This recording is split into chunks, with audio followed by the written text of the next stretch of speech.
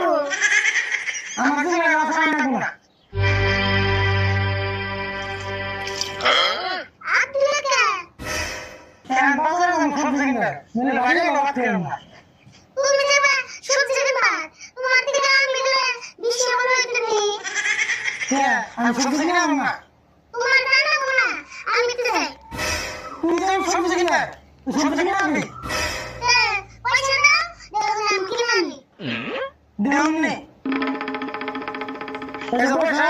তোর ব্যাগ আছে নিয়ে যা।